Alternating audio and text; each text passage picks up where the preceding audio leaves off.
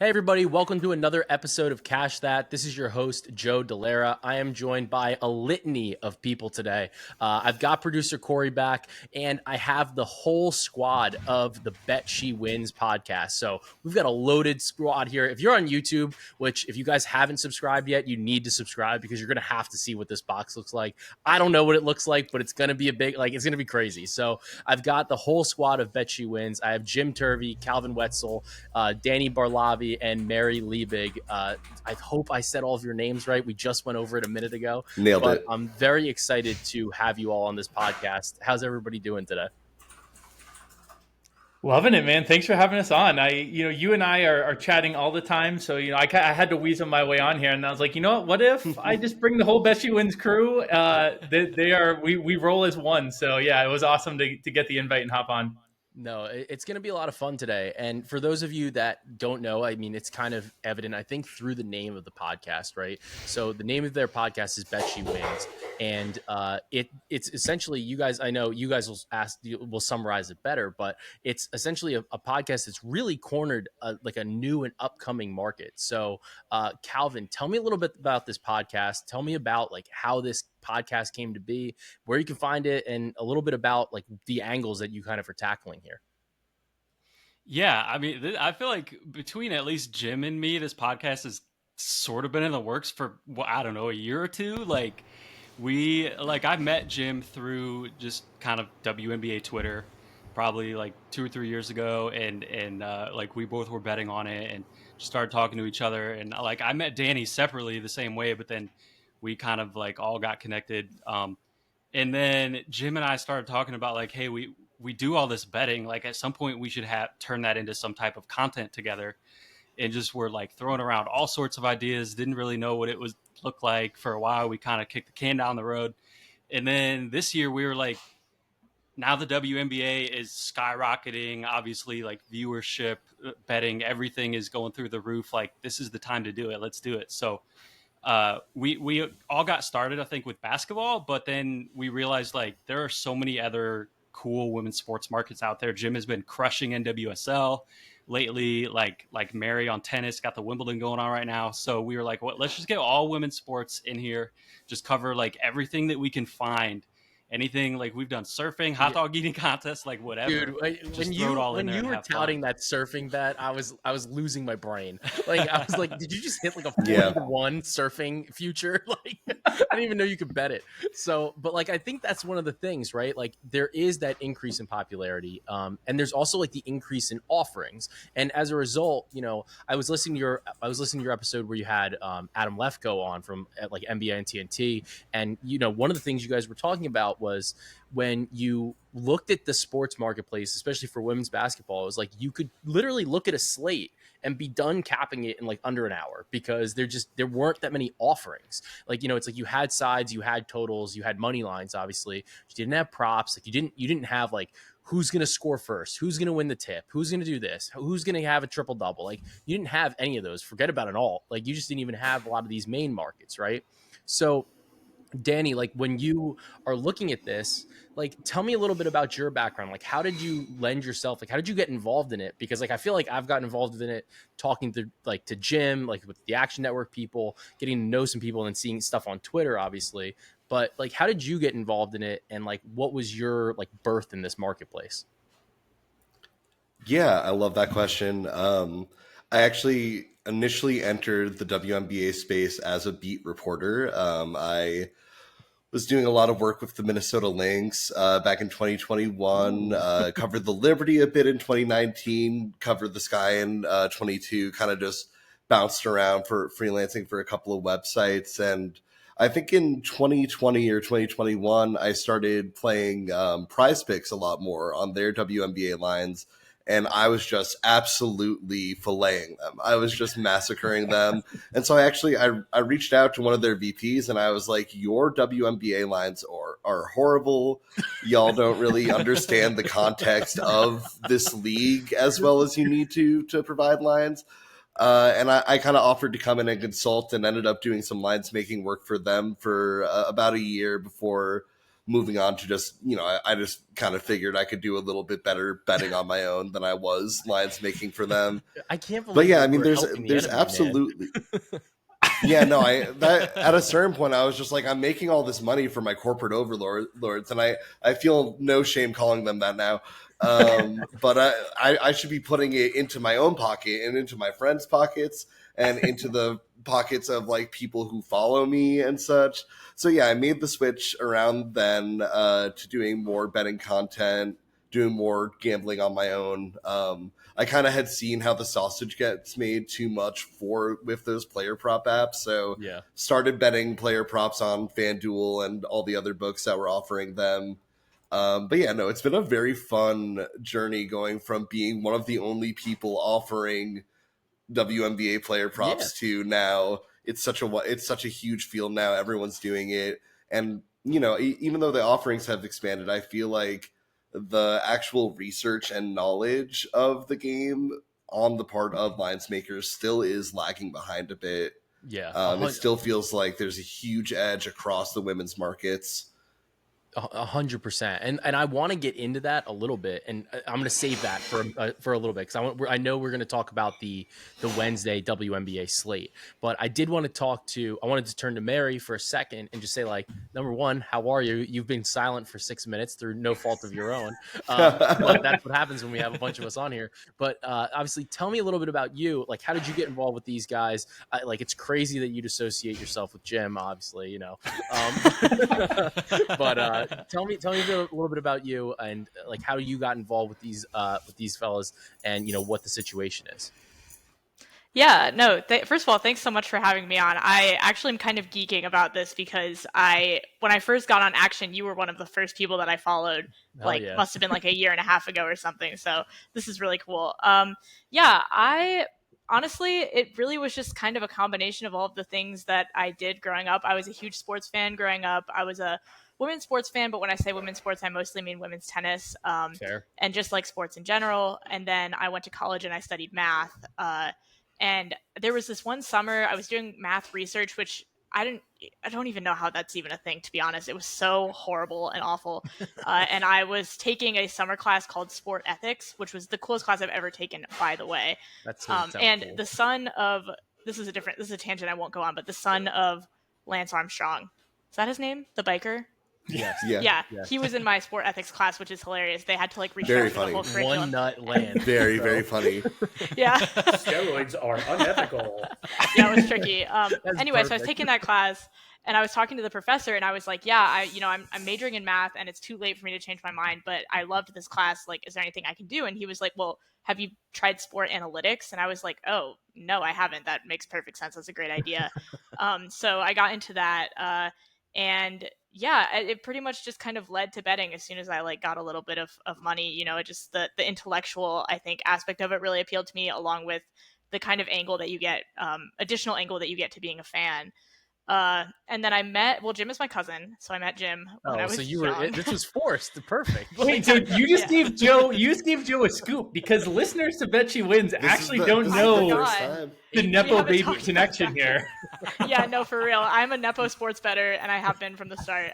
But yeah, Jim is my cousin. And actually, I will say a little bit of credit to Jim, to me being a sports fan at all, because I definitely was a sports fan naturally, but I think that I used sports a lot to stay in contact with my extended family, because all of my extended family lived on the East Coast and my family and I live in Iowa.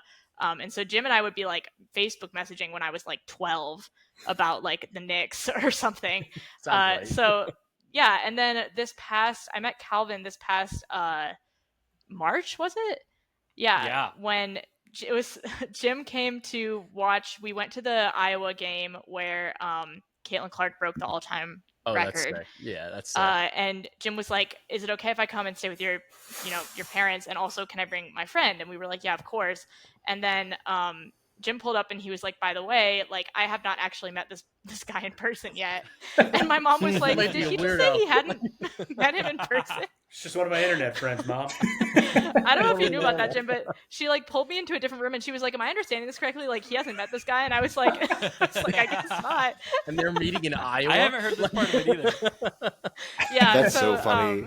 But it was I will say Calvin Wetzel shows up when you hear an internet friend, you get a little bit spooked, but Calvin shows up at your door. You're feeling pretty good about it, I think. Yeah, it was totally fine. Not too scary. It's one of the better case scenarios of internet friends, I feel. Yeah. It was. It's kind of awesome, like how you guys all like have known each other and kind of like grown like organically and like kind of created that rapport. And I'm sure that that's kind of brought you to saying, like Calvin, kind of how you said, how like this is really like your group chats. You're like, we need to like just put this into a podcast. Like this is worth something. Like this is valuable. And like there is a lot of value here. And I know we give like a lot of credit to like Caitlin Clark for a lot of like the rise, I think, in like popularity for at least from like mainstream people, like saying like I want to go watch her, like I want to go see this. There's so many other like obviously incredible players in the W, so many other incredible players in other sports as well. And I wanted to turn to, obviously this is a basketball centric podcast, so I wanted to kind of pivot to the WNBA. And when you're looking at like a slate, what's your process when you break it down? Because I know, you kind of mentioned, Dani, like that there's just not as much information, and it's your ability to kind of say like, all right, well, like I watch these games, like I have a little bit of an edge here, or I've kind of created my own model.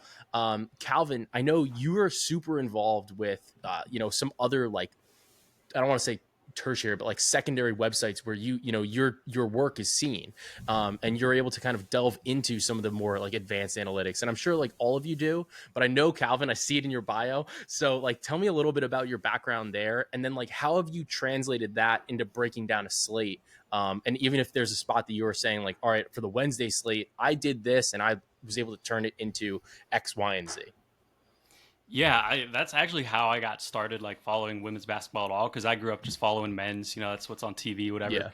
Yeah. And then like 5-6 years ago, I saw a post from Her Hoop Stats, one of the websites that you're referring to, and they were like, "Hey, we're looking for volunteers," which is crazy at the time. It was volunteer, and I was like all about it. I had like never even thought about getting paid for doing anything, but so I like reached out, and they brought me on the team, started following women's basketball, and that Her Hoop Stats started in 2017. I started with them in 2019. So it's been really cool to see, like you said, there's not always as much data available in the women's game, but like Her Hoop Stats, among others, has been continuing to like add data and grow. Like even just this last like couple months, they added like block networks, assist networks. They're always adding stuff. So it's always continuing to like evolve the amount of data that we have. But yeah, like I got started with them, and I had never even placed a sports bet or even thought about it like in my life. I was just like an analytics nerd, like also majored in math, so I loved that side of it. Like Ken Pomeroy taught me everything I know, on the men's side.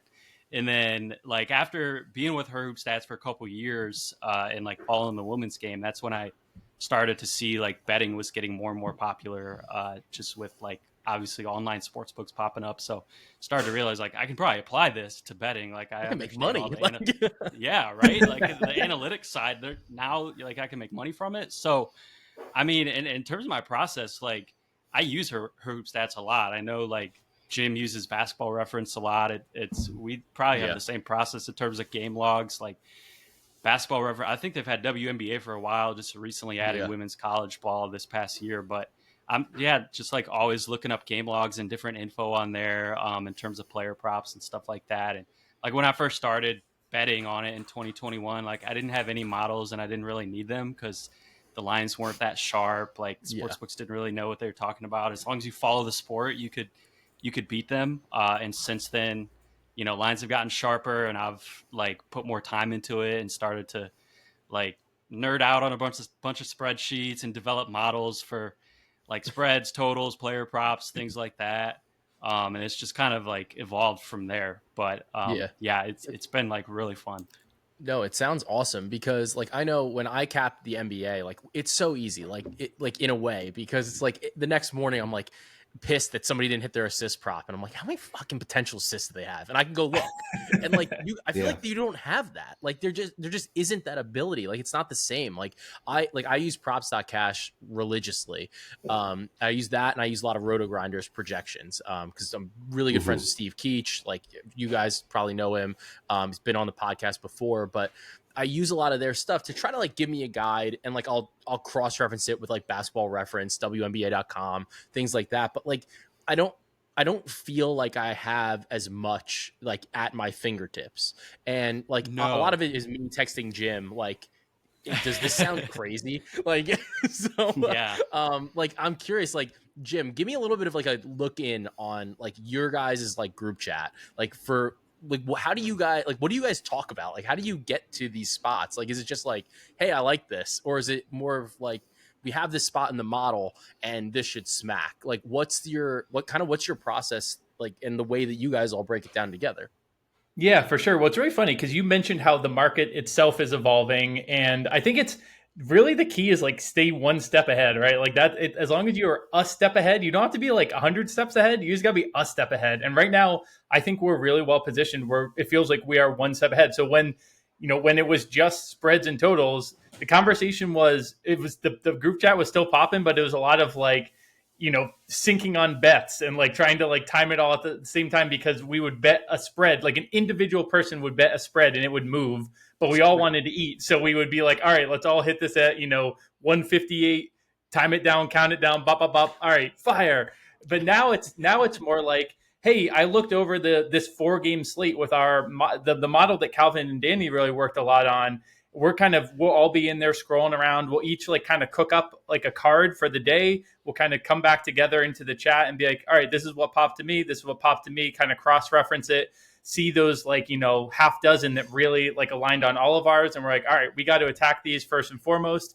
And honestly, now part of the group chat, a lot of it is balancing content versus ourselves, right? Because we're now all in the content side of things as well, where we really want to like get it out there at a reasonable number people can get.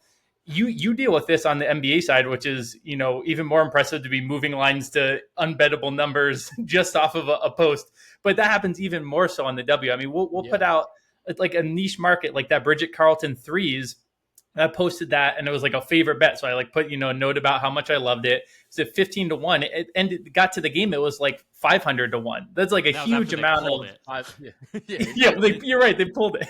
And then they put it back. It's ridiculous. Yeah. Like, at least like when I put out a play, maybe it moves from like -120 to -150, something like that. Like, it's still like there, like it's somewhere there. Like, obviously the edges go like significantly different, but like it's still like you can kind of bet it. Like, it's like it just is about your palate for risk. But like when you're looking at, say, like this Wednesday slate. So Wednesday slate's weird. Like we're starting at like 11 a.m. and I know like I had no idea what was going on, but like my understanding from our conversations, they have these camp days. So all the games are early. They really pack the stadiums. It's awesome for the kids. It's awesome to like really give exposure at like a younger level, a youth level, but it also gives all of you listeners something to bet on your second screen while you're sitting at work. So guys, I need to know, like, have you guys locked things in on the slate for Wednesday? And how much are you going to share with us? Oh yeah, we were definitely cooking over here. I think we each have a few bets. We wanted to make sure, we're rolling four deep to your podcast here. If we each showed up with 25 bets, I think we'd be here until the game's tipped off. So we kind of like talked through some of the things we liked, pared down a few. It was like, okay, if you really like that one, you take that, I'll take this. So the group chat was discussing and prepping for the pod today. So we should be in good shape to not overwhelm too much. But yeah, it's a lot of that behind the scenes, like, kind of talking through. Do you like this angle too? Always, it's always better when, all 3-4 people are on the same angle. That's like, all right, like this seems great. Versus one where it's like, oh, actually, like if 2 people are on opposite sides of one, then it's probably like best to lay off of that one. Yeah, and I think that's great too, because I'll hit you guys each for at least one of your best bets or 2 of your best bets, and like we'll kind of go in some sort of order here. But I did kind of like that idea where, it's like where there's the 4 of you guys where, it's like you're putting these ideas out there, you're kind of bouncing them off of each other. I think it helps it be less like echo chambery, or like you're getting some other opinions there, you're getting some other views there. So it's like, even if you're looking at the same data, like being able to crunch it in a different way. It's like we'll talk Jim too, like you get my like unsolicited WNBA thoughts, but so it's like you get some of that as well, and like you're really able to kind of find what like your actual edges are. So Dani, I want to start with you. tell me what your best bet is for the Wednesday WNBA slate, and you can hit us with some of the reasoning right afterwards too. Yeah, perfect. One of my favorite bets coming into the slate is going to be Sabrina under 3.5 threes, Sabrina Ionescu under 3.5 threes. She has been really, really putting up threes at a crazy rate over these last couple of games. I think she's double-digit three-point attempts in most of her last 5 or 6 games. I see that coming crashing down a lot against the Connecticut Sun. They are the best team in the league at keeping opponents off the 3-point. They're holding opponents to the fewest 3-point attempts per 40 minutes, just 19.6 per 40. And yeah, earlier this year, obviously Sabrina wasn't as heavy a focal point in the offense as she is now. But she had just 6 3-point attempts against Connecticut back in June. They were able to really force her to attack the rim a little bit more, force her to be a little bit more of a facilitator at times. And yeah, I don't know if it's going to be 6 attempts this time around. She is, as I said, just putting up threes at a wild rate. But I don't think it's going to be double digits. I like the under here. The model has this minus 275 to the under, which that's nice. I think that's a little bit dramatic for me. I would say I would probably put it closer to like minus 240. But the point is, it likes it. It likes it a lot. I like it a lot. Yeah, and I think the point you made too, like she scored 24 points the last time they played Connecticut, but it wasn't from the 3-point line. So like, it's like I get where you're getting at. I do have a follow-up question though about your model, because I kind of understand modeling. I know you literally made a model, so that's so much more impressive than me like using a model, right? But when you like get a line like that where it's like minus 275 or whatever, and you're like, the line right now is minus let's see, what is this? It's about minus 170 on under 3.5, right? How do you like process that? Like, how do you say like, all right, like, is my model missing something? Is the sportsbook missing something? Like, how do you kind of parse through that? Well, I think that's really where the, knowledge of basketball, we always talk about like basketball feel in the group chat versus the data. Yeah. I think that's where that comes in, where you kind of look into, okay, why is the model output putting this out? What step of the equation is making it like it so dramatically? And is that something that, is going to play out in reality, or is that something that it's overreacting to some input or not? And I think that we have the time to dig into that in a way that is really great. And, as you were saying before, so many different perspectives on the same data gives you different results, gives you the ability to talk about it and arrive at a conclusion of, is that a correct 275, or is it, as I said before, kind of joking, is it being dramatic? Is it overreacting to something? And we kind of play around with stuff like minutes and 3-point percentage, just to like see like, well, if she like has an outlier shooting night in either directions, how does that influence this, and kind of go off that. Generally, I tend to just assume that we're right and the books aren't. That is. Yeah, I think that historically we are putting just a more careful eye, a more rigorous modeling process into these numbers than the books are. There's a lot of obvious stuff that they miss a lot of the time, that if you just made like one little adjustment to your calculation, you'd be there. And I see how they arrive at some of these lines, but I am just like, wild. And the thing is that, if I can jump in real quick, like you were talking about the availability of data, like the thing to Dani's point is that the lack of data that we have, like we don't have potential assists, the books don't have that either. So like the books also don't have as much data to set their lines, which is like part of why we can still like trust ourselves even with a lot less data. Yeah, and when the books do have that data, they're like crawling the internet for it using a bot, and so a lot of times they're going to miss the way. Like, it actually is so much more efficient in these instances for us to find them, because we have the like human readable ability of like actually finding it. Yeah, and I feel like you guys are actually watching the games, which like is interesting, because and I think it's one of the advantages of like we won't even get into expansion, right? But like, I think it is one of the advantages of a smaller league, because like you can actually watch every game. Like, it's a little bit shorter game than the NBA. It's a 40-minute game. There's fewer teams. you don't have games every day. Like, it just happens. Like, we're recording this on a Tuesday. There's one game. On Monday, I don't think there were any games, right? So it's like you have days that you can kind of catch up and be like, I watched all of the games. Like, I've literally seen it all. Like, there's no data that you have that I don't, because I watched it. And that is like a huge advantage, especially when you're able to kind of create your own modeling and create your own like systems. So Calvin, like what do you like when you're looking at like your data, your angles? What's your best bet for the Wednesday slate? Yeah, I got a couple if that's cool. Hit me. You can hit me with Dani. If you have more too, we'll come back to you. Like, just hit. You guys can hit me with as many as you want. The listeners love it. I mean, we'll keep it under 25. But you hit me like Jim said, I probably will end up placing like 15 or 20 bets tomorrow, but I'm not gonna go through them all. But I have two that I really love. And here we are. I like Jonquel Jones under 9.5 rebounds to start with from that same Liberty game. She's over this in 4 of her last 5, so she kind of has an inflated line right now, but I think this is a really good spot to fade her. None of those 4 teams were good rebounding teams. At best, average. A couple of them were really bad rebounding teams. She had a season-high 4 offensive rebounds against the Lynx, who don't really box out. It's like their one weakness on defense, even though they're elite defensively.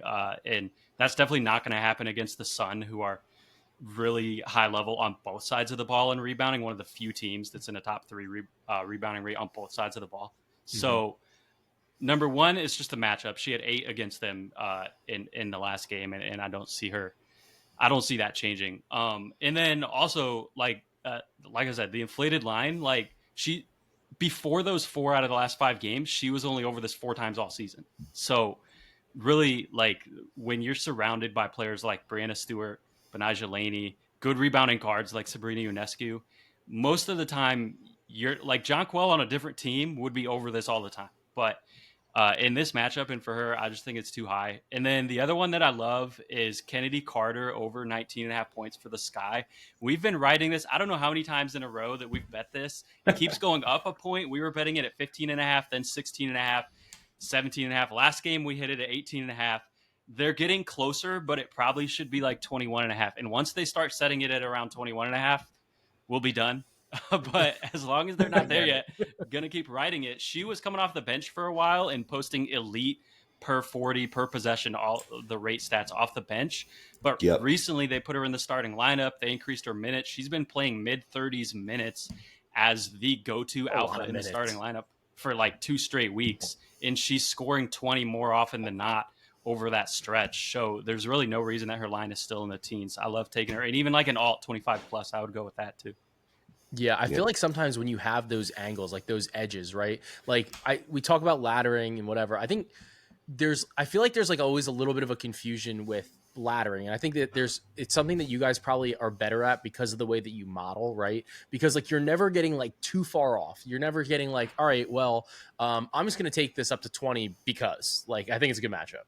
Like you're modeling it in a way where you're like, all right, well, like the numbers are here. Like there's a % chance that they could maybe have like 15, 16, whatever, or like in scoring like 25, but like they're not going to get to 30. Like it's just it's unrealistic. Don't take that rung of the ladder.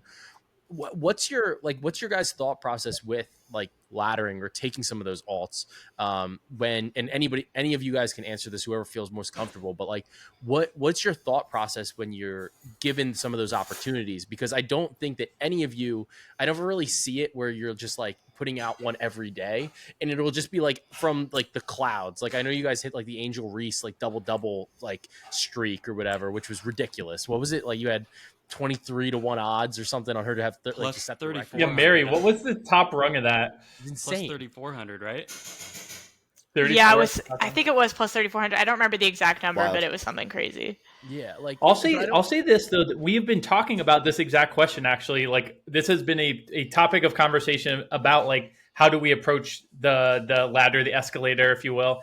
And I think that the big thing that kind of makes sense and also is true is that you want to like pick the player. Like Kennedy Carter, ironically, actually is someone who, because the line was so far off, it may make sense to escalate. Yeah. But they're actually like a relatively high floor player and not as high of a ceiling because they get to the basket and they don't shoot threes. Someone like Sabrina is going to bring a lot more variance. You know, she might go for, 10 points, then she might go for 30. I mean, Kelsey Plum, remember you texted me the other day, Joe, you're like, what about this points prop? I was like, bruh, she went for 2 points 2 games ago and then 34 or something the next game. I was like, I have no idea. Do the alts, the crazy alts with those types of like extreme, 3-point variance, or someone who gets in a lot of foul trouble and they play well when they're out of foul trouble, but then they, have really low game, like Tierra McCowan, something like that. So I think you had like, that's again, if you know ball, if you're watching all these games, you're going to get a feel for who these high variance players are. Those are the type of players that I do really love to get in on the escalator. And the modeling can help with that, but I do think that's also just kind of like, if anything, it might be a blind spot of a model that treats everyone as the same, when really there are players that for whatever reason, they might have big home road splits. We talked about that with Lefko as well on Tierra McCowan. Things like that you actually catch more with the eye, I think is where going to the alts and the extremes is better. Yeah, absolutely. I totally agree with that. Yeah. I was going to say, I think that, we always talk about data and storytelling kind of, and I do think that this is alt, especially somewhere where you kind of lean into the storytelling. And I think Kennedy is a really great example of that, just because, she isn't a super high variance player. She is a high floor player, but you look at her in a matchup like facing the Dream, the team that, caught her a couple of years ago. You get a sense for, she might have a couple more attempts. Her teammates might be looking to get her the ball a little bit more. She just might be playing out of her mind aggressive because she's angry. A lot of people say revenge game. I've already made this joke on Bet She Wins. This is a true revenge matchup for Kennedy on the Dream. But yeah, that's another thing where following such a small league so closely brings you such advantage, knowing like, well, these players went to college together. These players were roommates in college. These players are best friends. People get up for those matchups. Oh yeah. These players are married. These players are dating.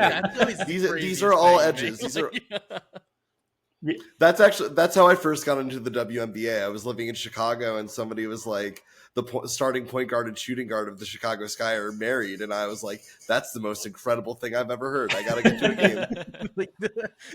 I can't even like fathom like the locker room dynamics of that, like, and just like, hey, we traded your wife, like, like that type of thing, or like, hey, you can sign somewhere else, like, we're gonna go over the second apron, like they can't afford me, like,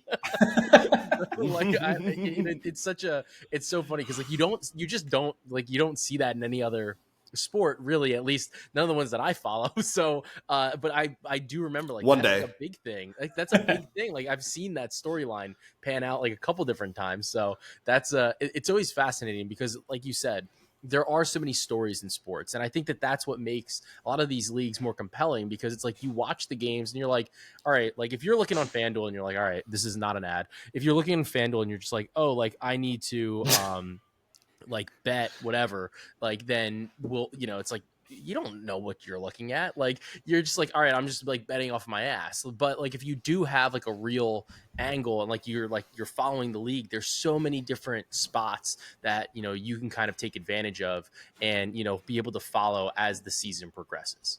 All right, so before we get into like our next topic of conversation here, which is Mary's best bets, producer Cory just like texted me like 15 minutes ago, and he's like, I'm literally getting like ham radio like into my headphones, like I'm getting an AM signal, whatever. So we had to pause. If there is like an issue with the podcast right now, literally just blame like Cory's like people, like neighbors that are in a bunker somewhere.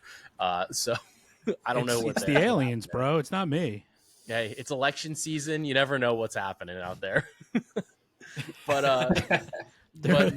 Mary, tell me what your best bet for the WNBA slate is. Tell me if you're stealing one of Jim's best bets. I put him last for a reason over here. Let me know what you got.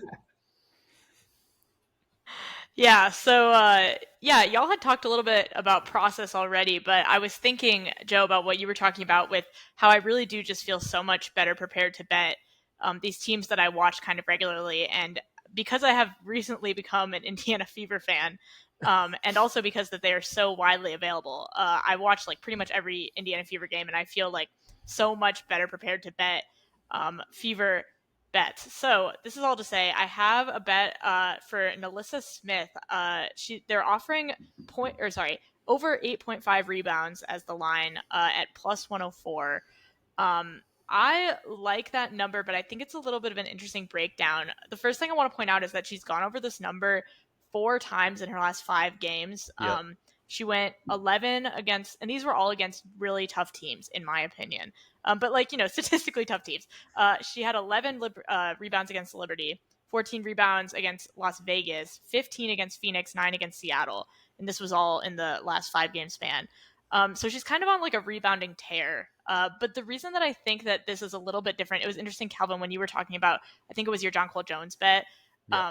The logic being that, if someone is only doing this 4 times, in the past X amount of total games, that might not necessarily be a good sign.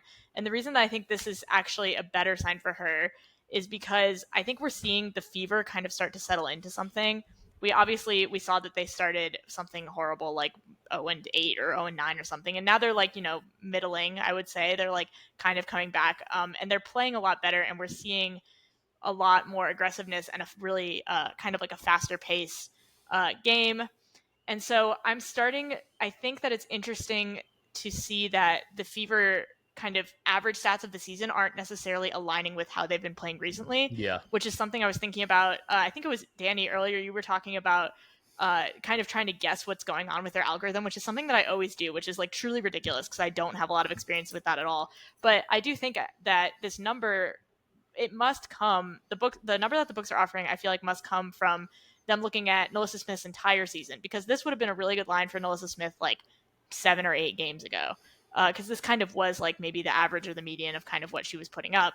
But I think that with the Fever in general, we're seeing them kind of progress toward this higher level of play. And I don't necessarily feel like it's an anomaly. I feel like this is just kind of the direction that they're moving in. So that being said, it feels like this is kind of a trend for NaLyssa Smith in terms of her rebounding that maybe the books haven't picked up on yet. Additionally, we were talking in the group chat. It sounds like the Mystics is who they're playing. Obviously, not one of the strongest teams, and specifically aren't very strong rebounders either. So that's going to kind of contribute to this as well.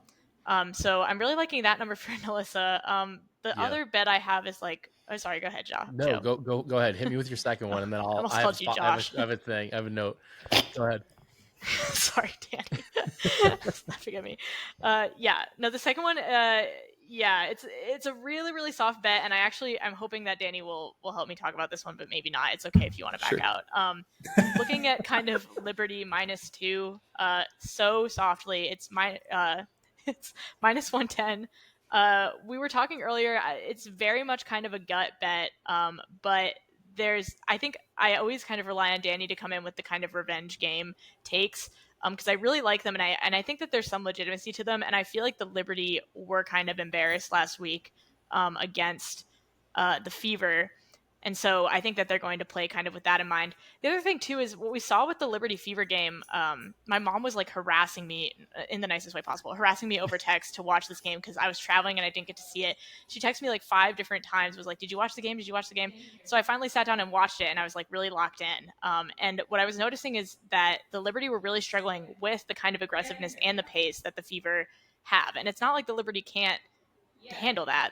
Obviously they're a very strong team, but I think that they really weren't anticipating it from the Fever specifically, and it really caught them kind of off guard.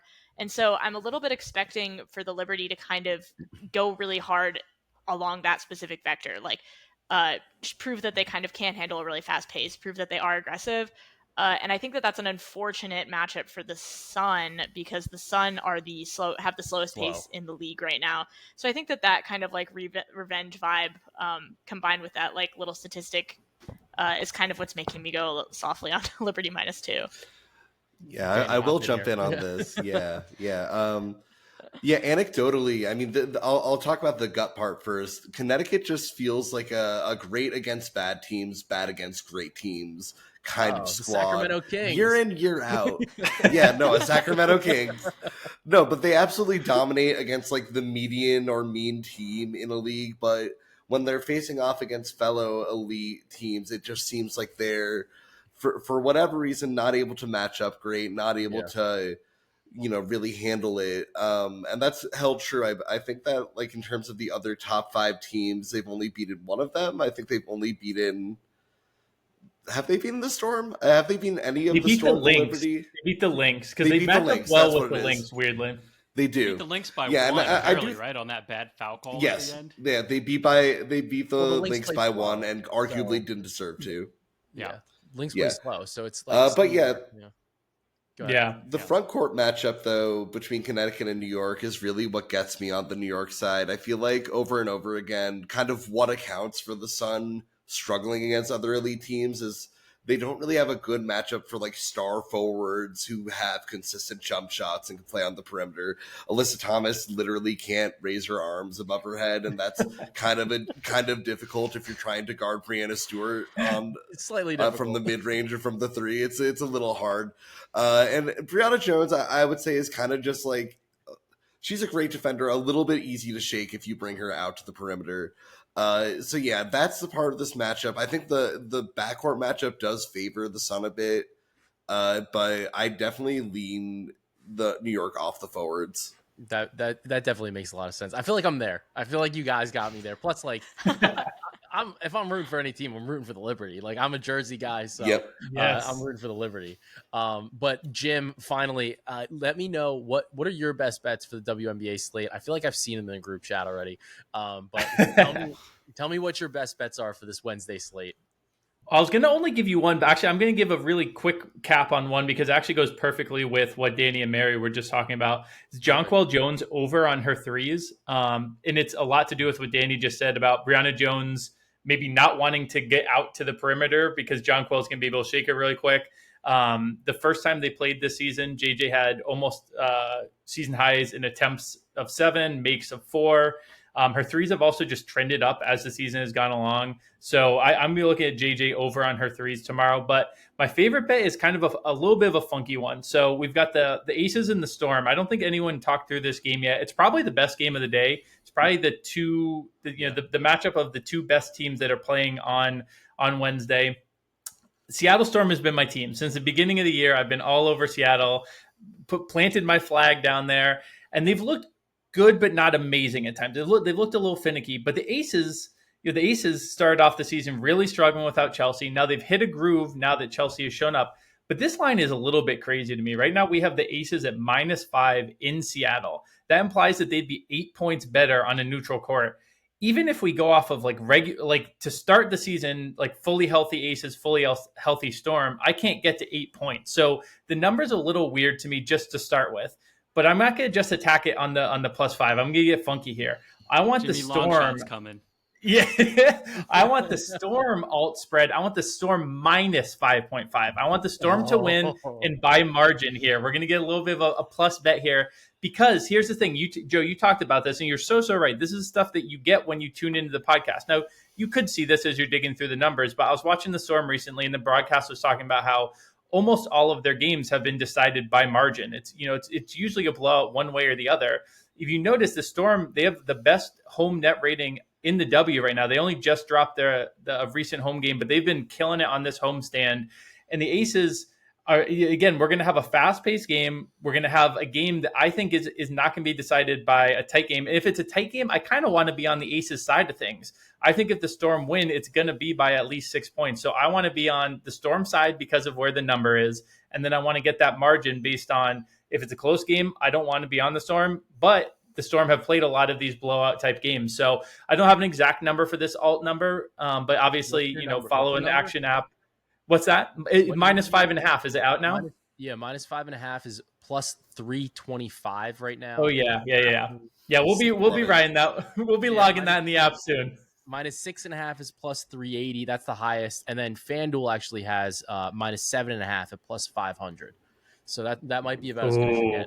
So I absolutely love that. So we'll sprinkle a few of those. I'll go behind the magic curtain here and find which of those I like the most. But I'm definitely be on the Storm spread, alt spread here, looking at them to beat the Aces and maybe do it by a little bit of margin here. So that's my favorite bet for the Wednesday slate. All right, that's awesome. I'm going to recap these bets for everybody here. So we've got Dani, we've got you on Sab under 3.5 threes. I don't know if you want to add anything. You only have one here, but Yeah, no, I'll real quick, I'll add one. I've been riding Tina Charles over points ever since Ryan Howard went down.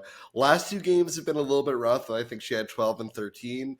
But she has been absolutely cooking the sky in this matchup. Ever since Ryan Howard went down with injury, she's the number 2 option, I would say. Alicia Gray has kind of slid into the number 1 option. But even with Ryan on the floor, she had 21 points against the Sky the first time they met, 19 points last time. It seems like as talented as Cardoso and Angel Reese are right now, they struggle to guard some of the more veteran, crafty post scorers in the league. So I really like this spot for Tina. I love it. I love it. All right. So we've got Sab under 3.5 threes, Tina Charles over points. Calvin, we've got Jonquel Jones under 9.5 rebounds, Kennedy Carter over 19.5 points. Mary, we have Nalissa Smith over 8.5 boards and the Libs -2. And then Jim, we've got Jonquel maybe over 1.5 threes, at least something light. And then the Storm on the alts. So I think that's a great swing, though, Dani, what you were kind of saying about Angel Reese, because I want to talk about Angel Reese. She's been awesome. You guys had some crazy bets on her. She's a double-double machine. Just set the record, the WNBA record for consecutive double-doubles. What is she at? It's 13 now, right? Who's winning rookie of the year? Like what's going on here? Because I know Caitlin Clark has been the favorite, prohibitive favorite. Like you can't even bet her to win rookie of the year. Like it's not worth betting somebody that's minus 1,000, 2,000, whatever. Maybe is there an alt? Like maybe is there somebody else that you can get? Jim, I know I'm going to blow up Jim's spot here. I'm going to start with Jim because Jim was like not an Angel Reese believer.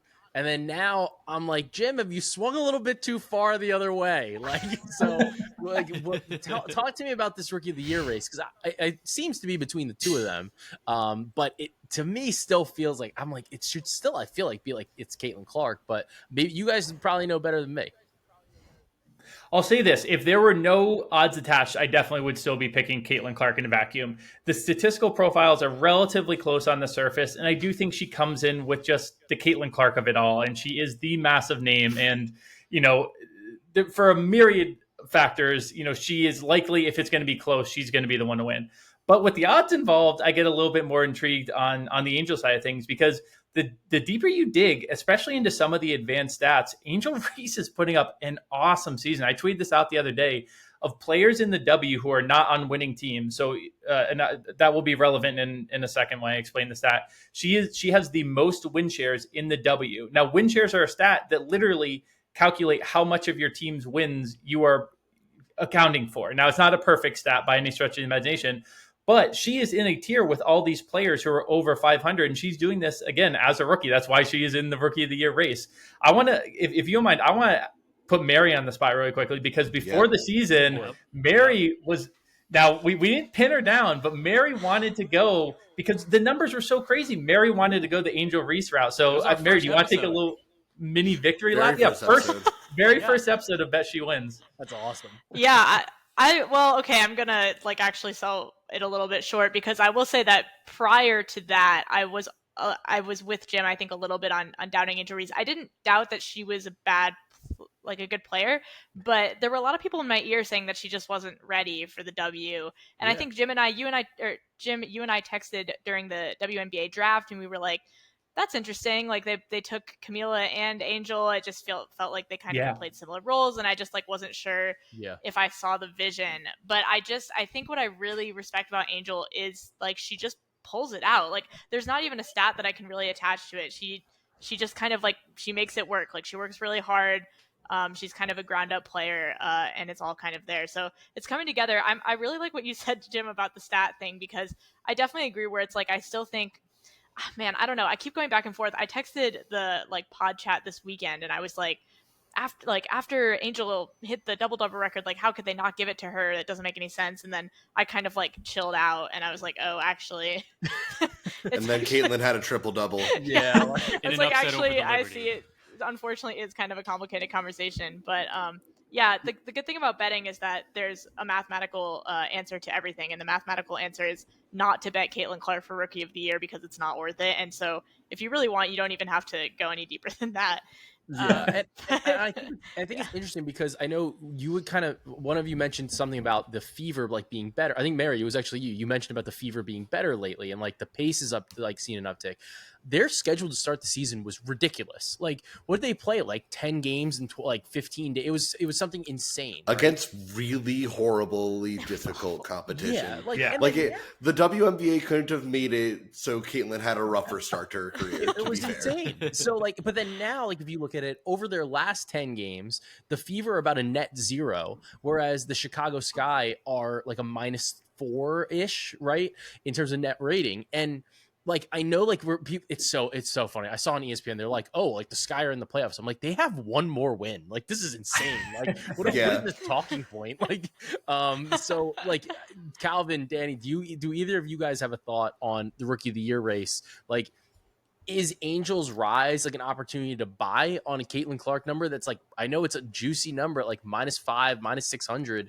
Like, is that something that you are interested in, or are you just like, I don't want this market? Yeah, I don't. I'll jump in. Go ahead. Dani. Go ahead, Cal. I was just gonna say, I'm not betting it right now. Like all the points that you guys and like Jim's stats and everything, like I agree with all of that.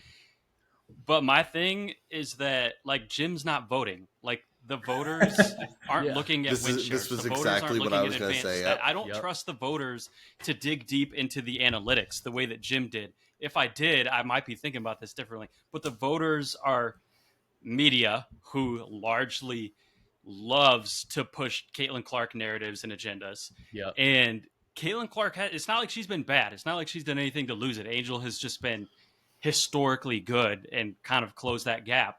But like we said, like Caitlin had a triple-double the very next day after Angel broke that record. Like Caitlin, ever since that 10-game start, has actually been pretty good too. And so to me, it's what Jim said. Like if it's close, the tie is going to go to Caitlin just because of all of the narratives and the momentum that she has built since going back to Iowa. And I'm not sure if now the way that Caitlin's playing in the last month that I see it not being close. I think Angel would have to really run away with it in order to get enough votes from the people who actually are voters. And I don't see that happening. But at the same time, like I'm not putting -600 juice or whatever it is right now. So I'm just not touching it. All right. On the voter point, I just feel like, we're all media or media adjacent and have kind of been around the way that folks in the women's basketball media talk about Caitlin for, years and years now. And, despite what a lot of Caitlin fans on Twitter like to say, the basketball media actually is very in love with Caitlin Clark. A lot of people like to act like everyone who covers the W hates Caitlin Clark. It's not true at all. I've heard people say, even going back to when Caitlin was a junior in college, I've heard people that vote on this award say that they would rather have her to start a WNBA franchise than A'ja Wilson, who is a multiple-time MVP. I think that just says it all there, and it's exactly what Calvin said. If this was not a voted-on award, if it was like an objectively statistical award, there might be some venue, some road to Angel getting it. But as it is, with the voter base as it is, it just feels like this is Caitlin. It feels like she's had it locked up for years, which is a weird thing to say about a Rookie of the Year race. I will say I did sprinkle Angel Reese at +420. I kind of just had to at that number specifically. Exactly. But I did that in the context of having a large bet on Caitlin in the preseason. I wouldn't bet Angel in a vacuum right now. I would bet it kind of as some buyback if you do have a Caitlin Clark bet with ridiculous juice. Yeah, and I think that they have to. Oh, sorry. I was just going to say, my friends and I were saying that they should air the Rookie of the Year like decision making the way that they air like a really high profile like trial, like the OJ trial or something. Like I want to know. I've always been curious about what goes into that, but like now more than ever, it would be so interesting to watch how much they actually are looking at the data and stuff like Joe that. would know about how that works. As people that do trials between me and Cory, you do not want to unpack that sausage. Like, let's not do it. Like, the ones that they show on TV are much prettier than what really happens. Yeah, and they actually are done in a day, so that's the most unrealistic part of it. So, the people versus Angel Reese. Hey, wouldn't surprise me. So, but then, all right, guys, real quick before I get your handles, and then we're gonna hit. If you've listened before, we have pods and recs, so we gotta hit you guys with that too. Timeout. Real quick. Okay. Corey, timeout. Tell me. New segment alert. I want each of your highest level math class right now, starting with Jim. Honestly, I didn't take a math class in. Okay, in Jim's college. the dumb one. Moving. I on. am the dumb one. Calvin. It should be clear. Modern algebra, I guess, or senior seminar because I was a math major. That sounds fucking made up. Danny. I haven't taken math class since 11th grade. That a boy. That's what I'm talking about. Mary. I was a theater major. I studied theater in college. I want everyone who follows my bets to know that they're tailing a theater major. We gotta cut this. This is the best part. What are you talking about? All right, Mary. What do you got? I don't know. Highest level, I think probably there's this class called representation theory. It's basically algebra, like the algebra Calvin was just talking about, I think. Yeah. Sorry, what? It's not interesting. When they start to sound like Those Harry way over Potter my head. classes, Yeah. that's when you know it's like a real high level. Well, That sounded like an identity theory class to me, or like a queer theory class. I thought it was like a political science class when I saw it listed. Oops, but there's it's numbers not. here. Whoops. Whoops. Joe, you're not exempt. Go ahead. I took AP Calc in high school, and then shut up. Who cares? in college as a political science major, I could take any math that I wanted. So I took Math 100, and there was no attendance policy. So I made friends with somebody in the class who needed the math class, and I was like, just tell me when the tests are, and I would only show up for tests. I showed up to 5 classes. I did this with intro to coding in college. Yeah. I'm blown away. Since I don't know if you want to brag or like what this is. Me? Yeah. Yeah, Corey, what's yours? I took Calc twice. Oh, you fucking. It never took. Like Calc 1 and Calc 2, or just No, Calc 1 Yeah. 2 times. Once in high school and then once again in college, just to make sure I didn't understand it. And Perfectly well done. I had to prove my theory. Calc 2, The Revenge of Calc. All right. So Mary, real quick, who's winning the WNBA title? I have the Minnesota Lynx, courtesy of Dani Bar-Lavi, but also just because it's who I want. I think it's the people's team. I think that they are have been the most consistently good WNBA team this whole season. Obviously, we see the Liberty and the Aces, I think, have better records right now, but they've been up and down kind of throughout, and I just think that in crunch time, the Lynx would handle them, and I will go. I will attend the championship game if they're in it.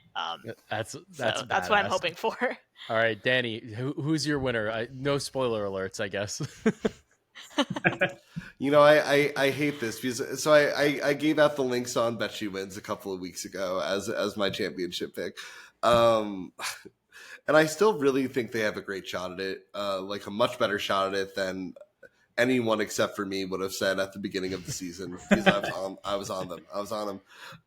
But yeah, no disrespect. I love the Lynx. I know some of the Lynx personally.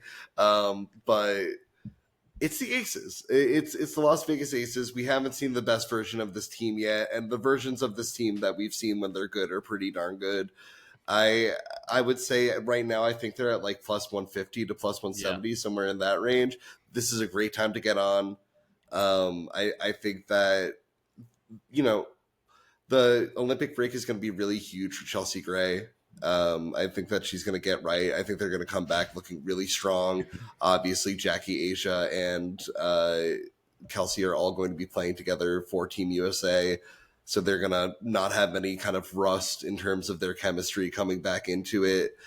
Yeah, it's hard to three-peat in this league. Very few teams have ever done it, but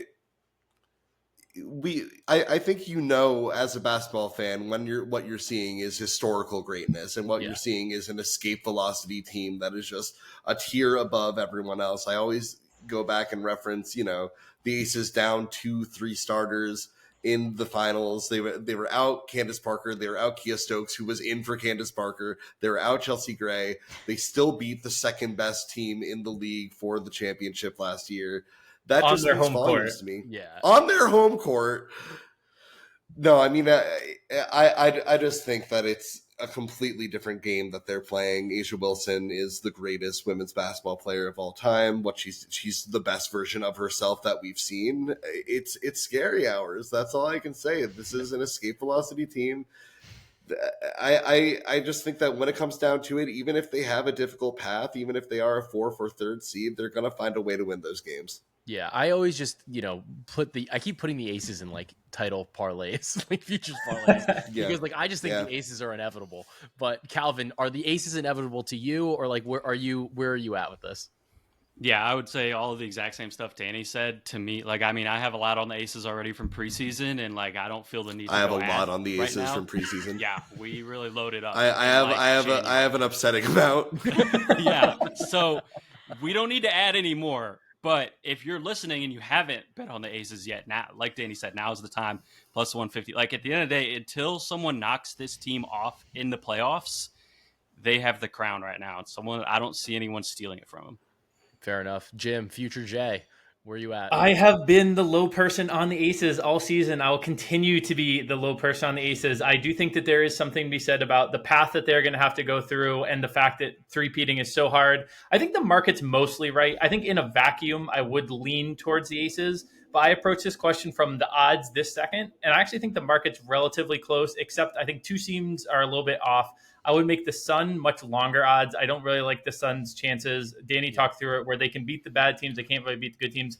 The team that always the bridesmaid, never the bride. They need a CT in there so they can make it into a tweet and say it's disrespect. Jim, but are you the about team to go with the Wings as your next bet? No, I will. Okay. No wings, Calvin. The Seattle Storm, my actual team. I planted the flag preseason. They have looked sketchy at times, but I think things are coming together, and I do think that just fit wise, they fit so well. They've been playing so well at home. I think that if they get into that 2 or 3 seed, the Liberty really do have a lot of questions in these playoff games. We saw it again in the Commissioner's Cup. The Lynx are really sneaky. I do think that there's some real fire there, and if Fee is able to kind of rest up and get healthy for the postseason, that could almost be more dangerous if she's like really fresh by the time the postseason starts.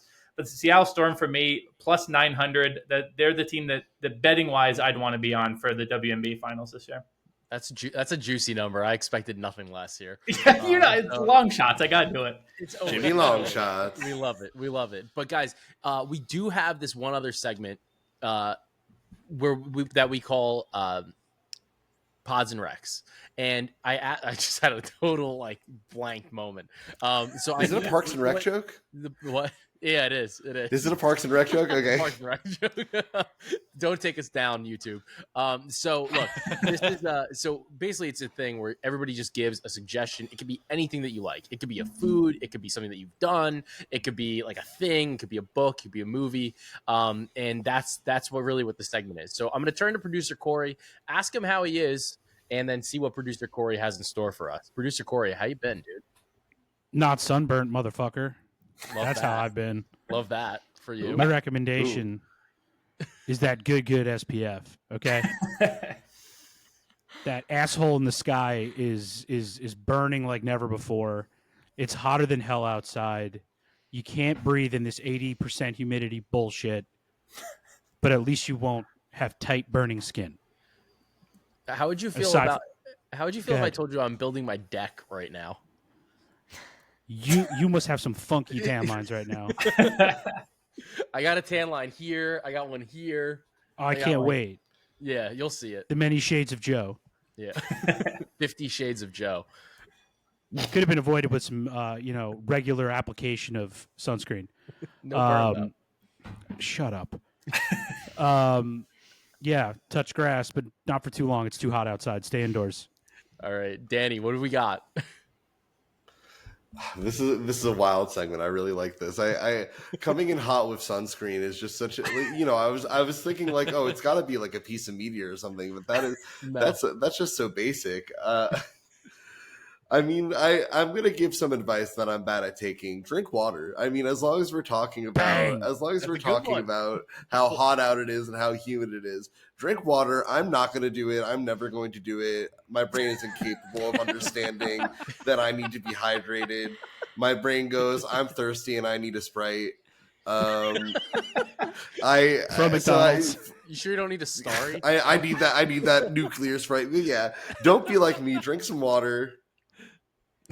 It's fucking unbelievable. What a recommendation.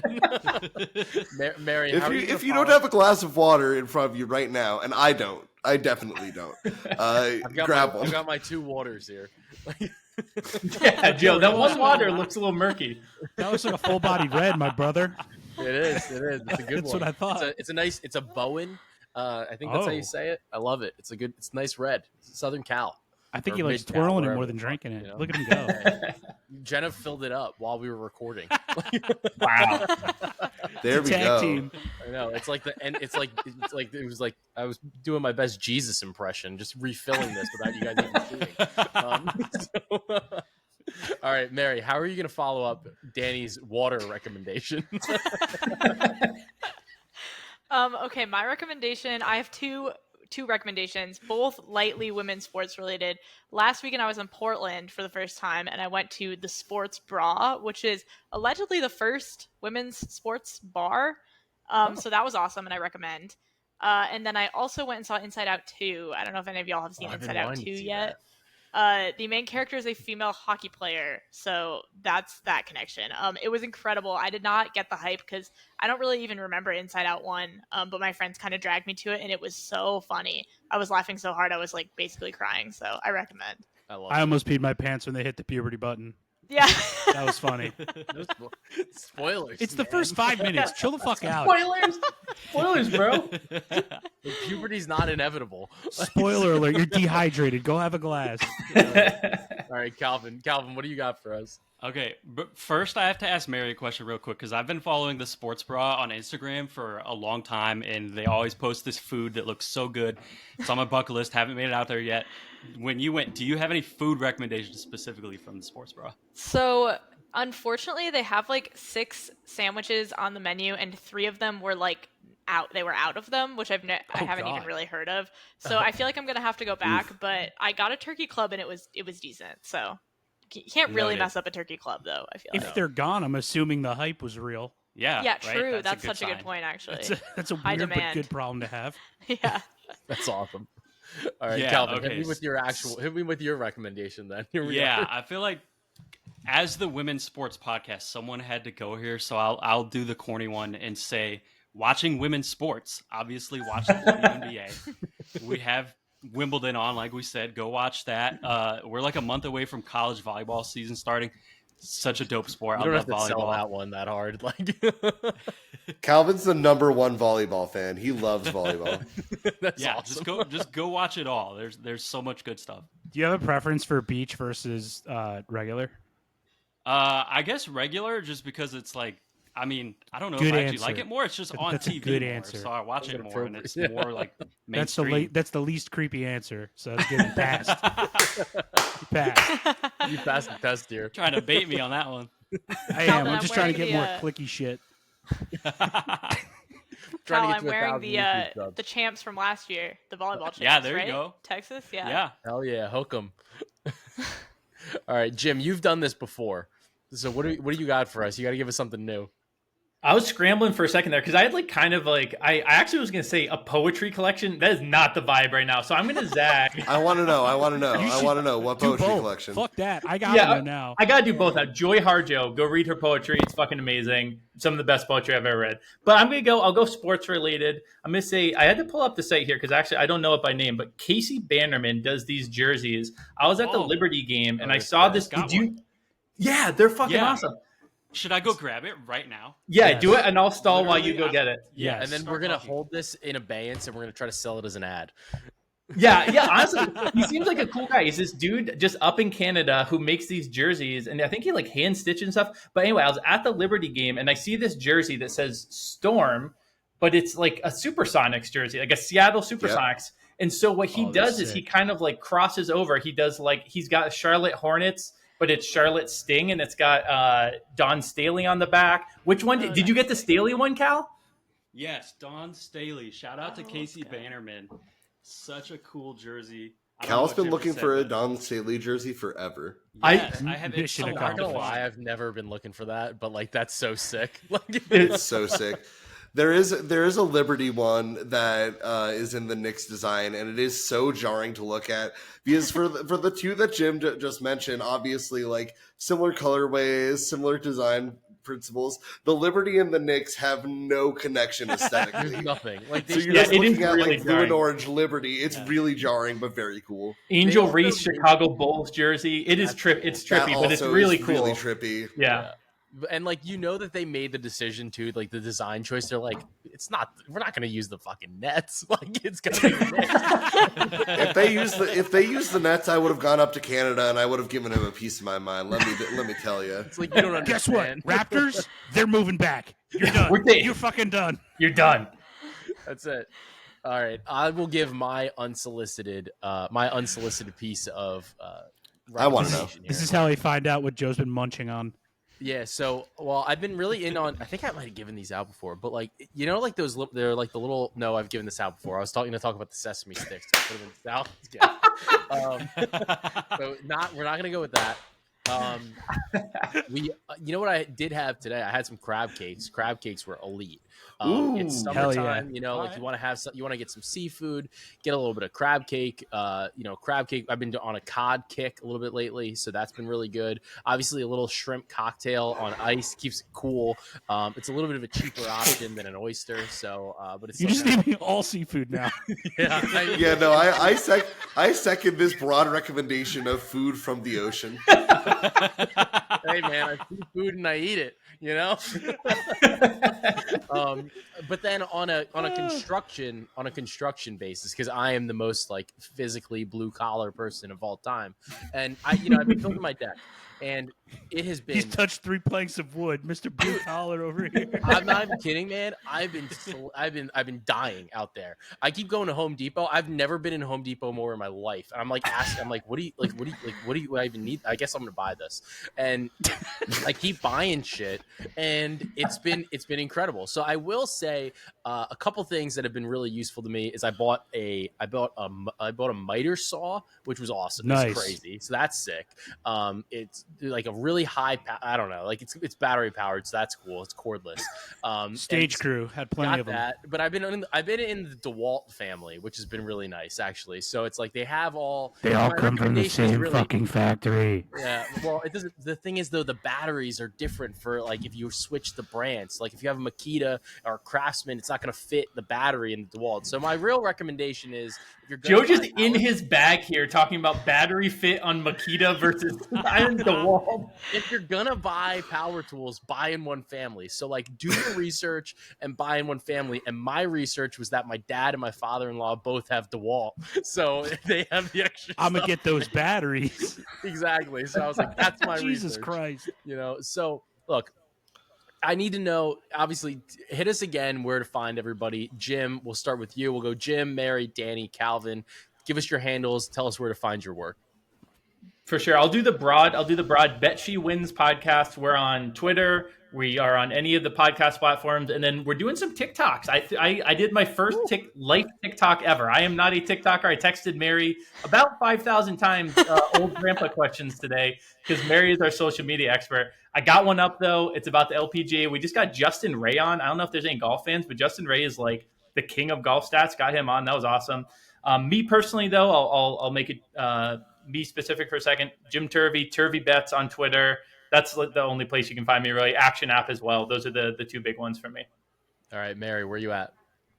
Yeah, I'm at Mary Liebig 1 on Twitter. It is just my name and the first number that there is. It's very easy.